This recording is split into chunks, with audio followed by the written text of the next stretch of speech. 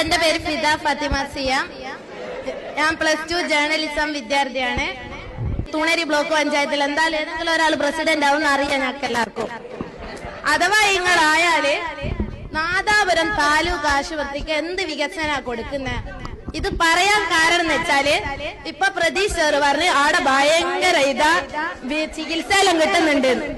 ഞാൻ പോയിട്ട് എനക്കൊരു ചികിത്സ കിട്ടിക്കില്ല അവിടെ.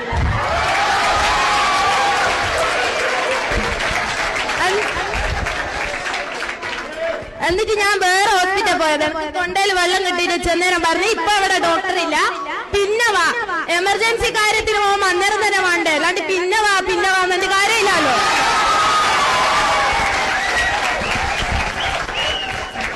അതേപോലെ പണ്ട് കാലത്ത് അവിടെ ലേബർ റൂം ഉണ്ടായിരുന്നു, പ്രസവത്തിന്റെ ഗൈനക്കോളജിസ്റ്റ് ഡോക്ടർ ഉണ്ടായിരുന്നു.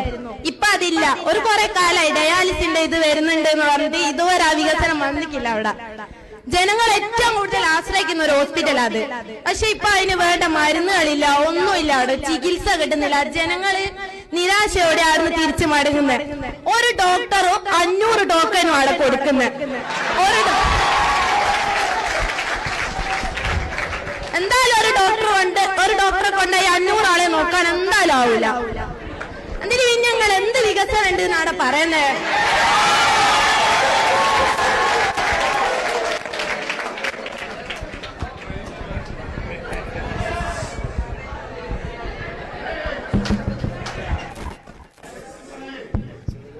മോളെ 36 ഡോക്ടർമാർ രോഗികളെ പരിശോധിക്കുന്ന ആശുപത്രിയാണ് ഇപ്പോഴും നാദാപുരം ഗവൺമെന്റ് ആശുപത്രി.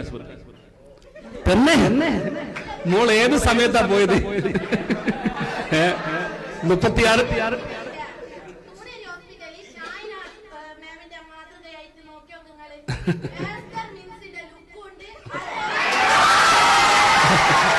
അത് വളരെ ഗവൺമെന്റ് ആശുപത്രിക്കുണ്ട്. അവിടെ കിടത്തി ചികിത്സ ഉണ്ട്. അല്ല നാദാപുരം ഗവൺമെന്റ് ആശുപത്രിയിൽ